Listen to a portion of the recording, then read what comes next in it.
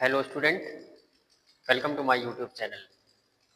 We will discuss next examples on area under curve.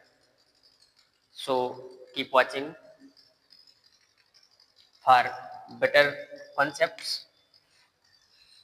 Find area enclosed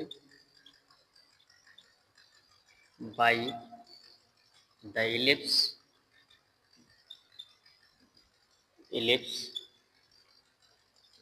x square upon 9 square plus y square upon 4 square is equal to 1. ये पिछले example पर base है।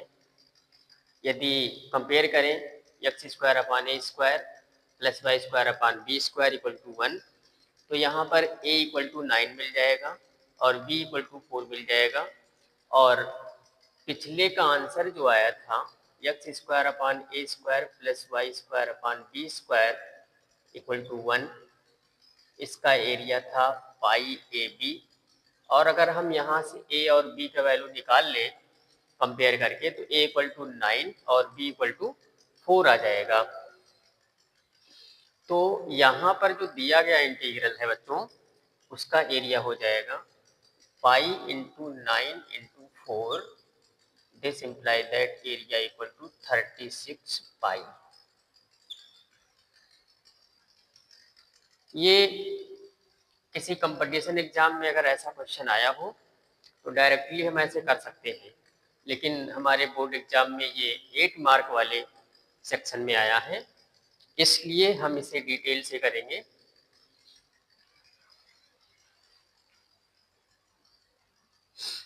सबसे पहले हम इसका graph बनाएंगे, प्रॉपर स्केल लेकर के उचित पैमाना बनाकर ग्राफ बनाएंगे। फिर इंटरसेक्शन पॉइंट्स निकालेंगे। फिर सिमेट्रीज को ध्यान में रखते हुए डेफिनेट इंटीग्रल फॉर्म करेंगे। फिर डेफिनेट इंटीग्रल को सॉल्व करके फाइनल आंसर तक पहुंच जाएंगे।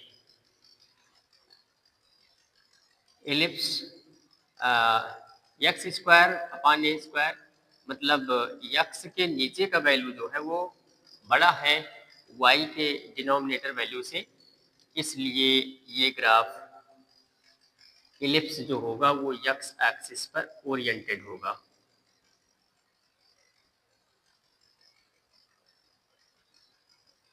इस तरीके से इसका इंटरसेक्शन अगर एक्स एक्सिस पर देखा जाए, इंटरसेक्शन पॉइंट्स, तो प्लस माइनस ए मतलब प्लस माइनस 9, ये पॉइंट हो जाएगा 90 और ये पॉइंट हो जाएगा माइनस 90। ये पॉइंट हो जाएगा, यहाँ से देखा जाए तो वाई, अगर इसको हम 0 करें तो y square upon 4 square equal to 1 होगा, और y square upon 4 square equal to 1 होगा, तो इसका मतलब y square equal to 4 square. This means that y equal to plus minus 4 and 0 4 0 minus 4।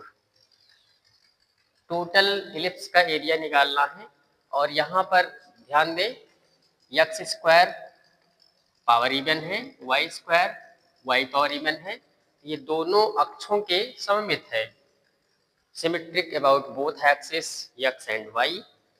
Therefore, 4 part of the ellipse all are same in area।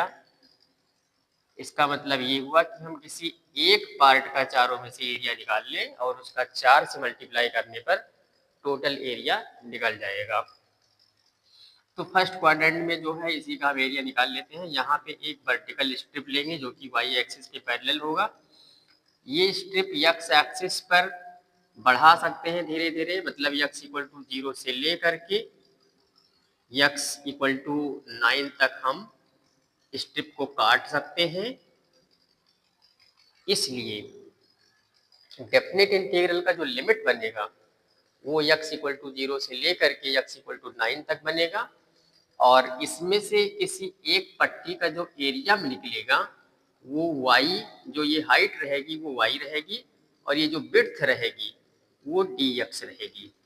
और ये height किसके अनुसार घट रही है या बढ़ रही है? हाइट इस कर्व के अनुसार घट या बढ़ रही है। जो ये ऊपरी कर्व है, इसी कर्व के अनुसार घटिया बढ़ रही है।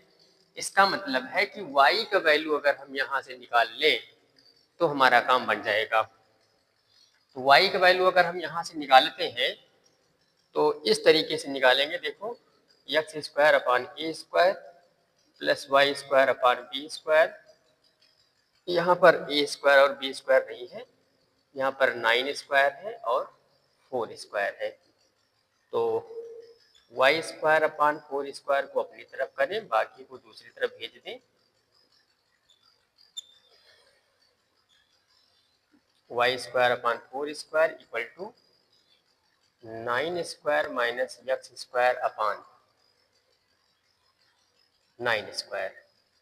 This implies that y square upon, अब इसका दोनों पक्षों में वर्गमूल ले लें।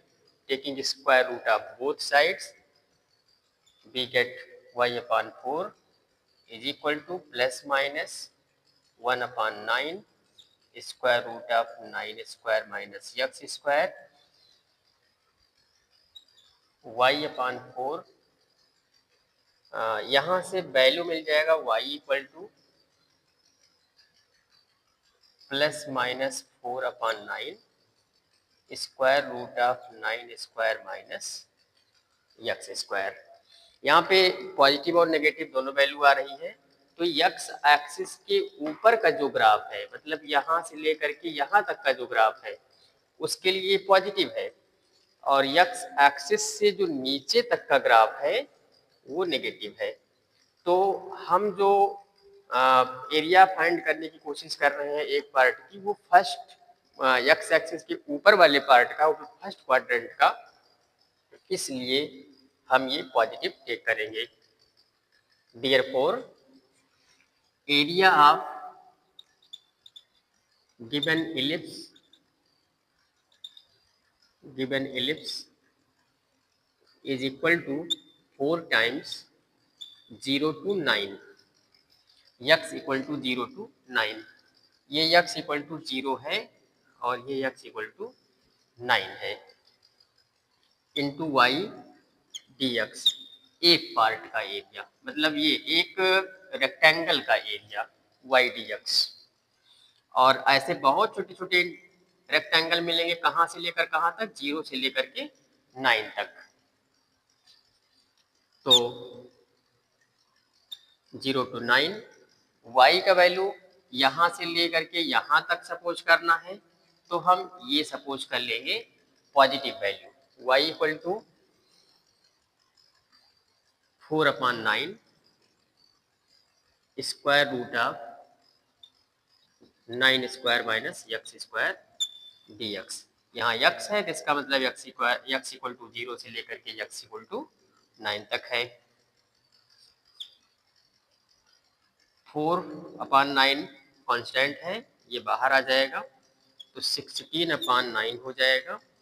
और इसका जो इंटीग्रल होगा बच्चों, ये आप लोग जानते हो, यहाँ लिख दे रहे हैं, integral of a square minus x square d x is equal to x upon 2 under root a square minus x square plus a square upon 2 sine inverse x upon a, यह होता है।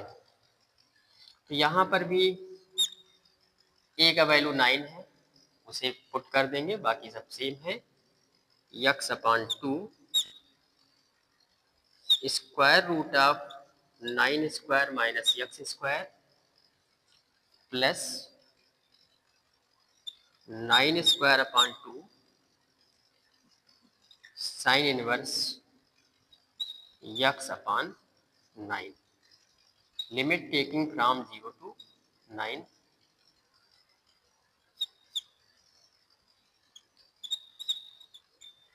लिमिट टेक कर लें, 9 upon 2, 9 upon 2, 9 यहाँ x की जगह पर रखेंगे तो 0 मिल जाएगा, plus 9 square upon 2 into 9 upon 9 sine inverse 1 मतलब 5/2। ये तो हो गया upper limit. Minus lower limit, zero रखेंगे तो ये जीरो हो जाएगा, जीरो यहाँ रखेंगे जीरो हो जाएगा, कुल मिला करके ये जीरो हुआ। ये जीरो होगा। 9 square upon 4 square into pi और 16 अपॉन 9 पहले से है into 9 square upon 4 square into pi. 4 square नहीं, 2 इंटू 2 ओनली 4। अब यहाँ 9 से एक 9 कटेगा, 4 से एक 4 कटेगा, 9 चौके 36, 9 4 जा 36 पाई मिल जाएगा, जो कि डायरेक्ट फार्मूले से भी आया था 36 पाई।